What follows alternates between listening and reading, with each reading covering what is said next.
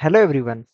आज हम लोग बात करने वाले हैं कंप्यूटर आर्किटेक्चर का लेक्चर नंबर 2, जिसका टॉपिक है इनपुट डिवाइसेस। इस वीडियो में हम लोग मेनली बात करने वाले हैं कीबोर्ड के बारे में, लाइट पेन के बारे में, ओएमआर के बारे में एंड बियॉन्ड के बारे में। जो भी है, इस वीडियो में हम लोग पूरा डिटेल में बात करेंगे इनपुट डिवाइसेस के बारे में। ये बीसीए का सेमेस्टर 1 का कोर्स है, कंप्यूटर आर्किटेक्चर आर्किटेक्चर का। तो यहाँ पे what is input device. Input device क्या है? इनपुट डिवाइस क्या है? जो है कि हम लोग कोई भी डिवाइस जो है वो कंप्यूटर में इनपुट इनपुट डालने के लिए जो भी यूज करते हैं उसको इनपुट डिवाइसेस कहते हैं। जैसे हम लोग कीबोर्ड से कुछ भी टाइपिंग करते हैं गूगल पे, या कुछ भी ब्राउजिंग करने के लिए कीबोर्ड से टाइप करते हैं, तो हम लोग वो इनपुट डिवाइसेस की तरह करते हैं, क्योंकि कंप्यूटर ये कीबोर्ड एक इनपुट डिवाइसेस है। जैसे माउस माउस हम लोग क्लिक करने के लिए यूज करते हैं, तो ये एक पॉइंटिंग डिवाइस है। और पॉइंटिंग डिवाइस ये इनपुट डिवाइस के अंदर आता है, ठीक है। And input device is any piece of computer element used to provide data control signal and information processing system. They essentially translate human action to machine understandable code. जैसे क्या है कि कीबोर्ड से हम लोग टाइपिंग करते हैं लेटर को, तो लेटर टाइप होता है, वो बाइनरी में कन्वर्ट होता है मशीन लैंग्वेज में, जो फिर मशीन लैंग्वेज को समझ में आता है, फिर हम लोग को एज ए आउटपुट प्रोवाइड करता है। इनपुट डिवाइसेस का मेनली काम आप लोग समझ गए होंगे। यहाँ पे क्लासिफिकेशन बोल रहा है इनपुट डिवाइसेस का, कि यहाँ पे इनपुट डिवाइसेस का अगर आप मैनुअली इनपुट देना चाहते हैं तो कीबोर्ड और माउस मैनुअली दे सकते हैं, जिसमें हम लोग कुछ भी टाइप करते हैं तो वो मैनुअली करते हैं, जो कि डायरेक्ट इनपुट डिवाइस होता है। फिर एक होता है ऑटोमेटिक इनपुट डिवाइस, जिसको मतलब वो अपने आप काम करता है, जैसे स्कैनर।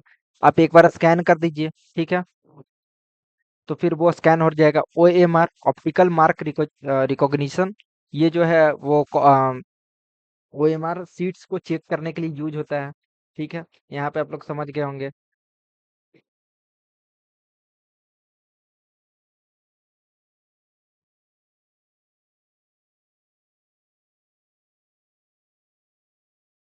अब हम लोग बात करेंगे कीबोर्ड के बारे में, जो एक इनपुट डिवाइसेस है। इसका क्या है कि ये प्राइमरी इंटरफेस, ये आपको देख सकते हैं क्या है। ये कीबोर्ड ऐसा दिखता है जिसमें 104 बटन्स होते हैं, ठीक है, जिसमें अल्फा न्यूमेरिक डेटा को हम लोग फिल करते हैं। जैसे हम लोग अल्फाबेट A to Z और 0 to 9 जो भी अल्फा न्यूमेरिक की है उस सब का यूज करके हम लोग इनपुट को डालते हैं। इसका मैकेनिज्म क्या है?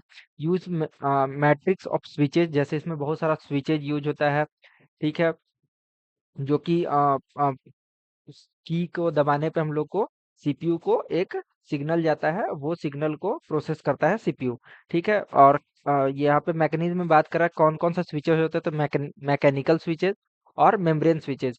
ये कीबोर्ड के टाइप भी होते हैं कि मेम्ब्रेन स्विच वाला कीबोर्ड है या मैकेनिकल वाला है, ठीक है। फिर लेआउट, यहाँ पे बहुत तरह का के लेआउट होते हैं, जो कि वर्ल्ड वाइड जो ज्यादा फेमस वो है वो ये कीवर्टी वाला है, ठीक है। कीवर्टी कीबोर्ड जो है थोड़ा सा ज़्यादा फेमस है। फंक्शनलिटी क्या है? इंक्लूड फंक्शनल की, कंट्रोल की, नेविगेशन की and beyond beyond standard type. यहाँ पे क्या बोल रहा है कि हम लोग जो भी है यहाँ पे अल्फाबेटिकल की, फंक्शन की, कंट्रोल की, ये सब की का यूज होता है कीबोर्ड में हम लोग को देखने को मिलता है। फिर हम लोग चलते हैं नेक्स्ट टॉपिक पे, पॉइंटिंग डिवाइस, जिसको हम लोग माउस भी कहते हैं। पॉइंटिंग डिवाइस डिवाइस का मेनली काम होता है कि हम लोग को कोई भी चीज को क्लिक करना है जल्दी से जल्दी, या हम लोग को पेज को स्क्रॉल करना है, तो हम लोग मेनली माउस का यूज करते हैं, ठीक है। यहाँ पे ये जो है मॉडर्न माउस यूज ऑप्टिकल और laser sensor with high DPI. यहाँ पे डीपीआई का मतलब होता है डॉट पर इंच। यहाँ पे जो आजकल का जो नया नया माउस आ गया है वो हायर डीपीआई को सपोर्ट करता है, क्योंकि इसमें लेजर सेंसर का यूज होता है, ठीक है, जिससे हम लोग को गेमिंग या हायर रिफ्रेश रेट स्क्रीन में हम लोग को ये यूज आता है, ठीक है। फिर हम लोग चलते हैं नेक्स्ट टॉपिक पे, लेजर पेन। लेजर पेन आप यहाँ पे देख सकते हैं कि लेजर पेन कैसा दिखता है, ठीक है। ये एक इनपुट डिवाइस है, light sensitive, use to conjunction with computer CRT monitor. जो ये जो लाइट पेन है मेनली सीआरटी मॉनिटर में यूज होता था, ठीक है। It allow the user to point and display object to और ड्रॉ। ये क्या है कि यूजर को ये कैसे इस्तेमाल होता था, हम लोग को इसको पॉइंट करते थे और ये लेजर से ये स्क्रीन पे लिख पाते थे। देखिए आप यहाँ पे पिक्चर में आप देख पा रहे होंगे। फिर इसमें जो टेक्नोलॉजी यूज हुआ था वो सीएडी कंप्यूटर एडेड डिजाइन था ये, ठीक है, एंड ग्राफिक डिजाइन वर्क के लिए इसका यूज किया जाता था। हम लोग चलते हैं नेक्स्ट टॉपिक पे। ओएमआर। ओएमआर क्या है यहाँ पे? Optical mark recognition. ओएमआर आप लोग बहुत ज्यादा सुने होंगे ओएमआर सीट्स के बारे में, जो कि हम लोग को एग्जाम में वो करने के लिए जाता है, भरने के लिए दिया जाता है एमसीक्यू क्वेश्चन के लिए, ठीक है। यहाँ पे इसका मैकेनिज्म क्या है कि OMR technology detect the presence और एब्सेंस ऑफ द मार्क। ये क्या है कि अगर हम लोग पेंसिल से वो जो बबल होता है उसको हम लोग अगर फिल करते हैं, तो वो जो ये जो ओएमआर मशीन है वो उसको रिकॉग्नाइज करेगा और वहां पे पेपर शीट को लाइट को रिफ्लेक्ट कर देगा, जिससे पता चलेगा कि यहाँ पे ये बबल किया गया है, तो उससे वो डिटेक्ट कर लेता है। इसका एप्लीकेशन क्या है कि ये हम लोग को ओएमआर सीट एप्लीकेशन मतलब एग्जांपल क्या है, तो हम लोग का क्वेश्चन पेपर में ओएमआर सीट जो होता है उसमें यूज होता है, या हम लोग कहीं पे नाम डालने के लिए ओएमआर का यूज करते हैं, ठीक है। जैसे नाम में अगर बबल कर देते हैं तो हम लोग का नाम रिकॉग्नाइज हो जाता है। लॉटरी टिकट में यूज होता है, ठीक है। सर्वेज में यूज होता है। तो इसका स्पीड क्या है कि ये पर 1 घंटे में 1000 मतलब थाउजेंड्स ऑफ पेपर को चेक कर सकता है, डॉक्यूमेंट को चेक कर सकता है। ये इसका स्पीड है, बहुत ज्यादा स्पीड है, मतलब मैनुअल अगर आप करने जाएंगे तो वो बहुत ज्यादा टाइम टेकिंग है, बट ये ओएमआर थोड़ा फास्ट कर लेता है, ठीक है। यहाँ पे digitising the text and image, ये क्या बोल रहा है, मेनली स्कैनर के बारे में बात कर रहा है कि जो इमेज स्कैनर है, जैसे हम लोग इमेज स्कैनर का अगर इमेज स्कैन करते हैं कोई भी डॉक्यूमेंट को, तो वो जेपीजी फाइल और पीडीएफ फाइल में कन्वर्ट कर देता है, ठीक है। जो कि ये डिजिटली होता है। अगर आप बोल रहे होंगे कि फोटोकॉपी भी तो ऐसा ही करता है, बट फोटोकॉपी वो स्कैन करके प्रिंट कर देता है, बट ये जो इमेज स्कैनर है वो जो कि है जेपीजी फाइल और पीडीएफ फाइल में कन्वर्ट कर देता है और हम लोग के कंप्यूटर स्क्रीन पे दिखने लगता है, ठीक है। यहाँ पे ओसीआर टेक्नोलॉजी की बात करेंगे, जिसको ऑप्टिकल कैरेक्टर रिकॉग्निशन कहते हैं। इट्स सॉफ्टवेयर स्कैन इमेजेस और of text and convert them into machine code text. ये क्या कह रहा है कि ये इमेजेस को स्कैन करता है और ऑफ टेक्स्ट को and convert to machine code text, जो भी मशीन कोडेड टेक्स्ट है उसमें कन्वर्ट कर देता है।